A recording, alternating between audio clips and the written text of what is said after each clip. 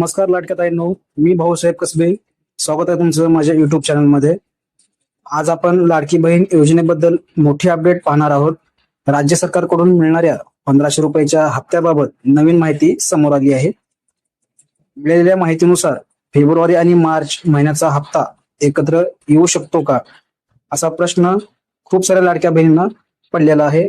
खूप साऱ्या लाडक्या बहिणी प्रतीक्षा करत आहेत फेब्रुवारी आणि मार्चचा हप्ता हा कधी येईल, म्हणजेच लाभार्थी महिलांच्या खात्यात 3000 रुपये हे कधी जमा होतील. तर मिळालेल्या माहितीनुसार फेब्रुवारी आणि मार्च महिन्याचा हप्ता एकत्र मिळू शकतो, म्हणजेच लाभार्थी महिलांच्या खात्यात 3000 रुपये हे जमा होण्याची शक्यता आहे. पण यासाठी एक महत्वाची अट, ज्या महिलांनी अजून ई-केवायसी पूर्ण केलेली नाही त्यांनी ते लवकर पूर्ण करणे गरजेचं आहे. जर ई-केवायसी पूर्ण केले नाही तर पुढचा हप्ता थांबू शकतो. तसेच काही महिलांची तपासणी देखील सुरू आहे. यामध्ये खूप मोठ्या प्रमाणामध्ये लाडक्या बहिणी अपात्र झालेल्या आहेत. याबद्दल अपडेट आली आहे आणि याबद्दल लवकरच व्हिडिओ हा बनवण्यात येईल.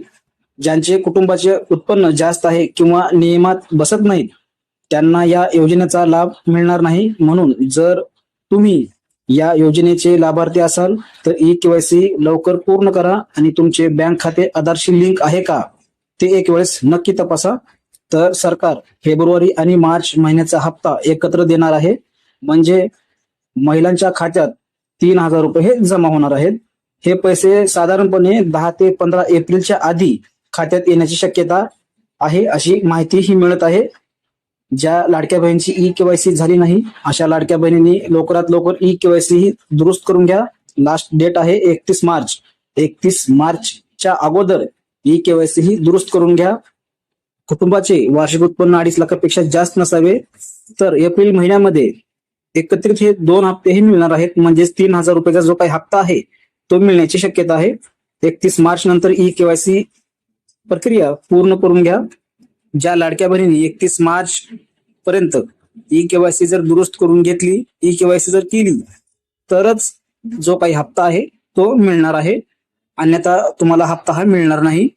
तर या योजनेमध्ये खूप साऱ्या लाडक्या बहिणी अपात्र झाल्या आहेत आणि याबद्दल अपडेट ही आली आहे. पुढच्या अपडेटमध्ये सविस्तर माहिती ही घेणार आहोत. तर व्हिडिओ हा बनलेला आहे, लवकरच व्हिडिओ अपलोड होईल. तर या योजनेमध्ये खूप साऱ्या लाडक्या बहिणी अपात्र झाल्या आहेत आणि जो काही सरासरी आकडा आहे तो आलेला आहे. तर लाडकी बहीण योजनेबद्दल सर्व काही अपडेट जाणून घेण्यासाठी आत्ताच आपल्या चॅनलला सबस्क्राईब करून ठेवा. असेच महत्वपूर्ण व्हिडिओज तुमच्यापर्यंत मिळत राहतील. तर भेटूया नवीन माहितीसह, नवीन अपडेटसह. धन्यवाद.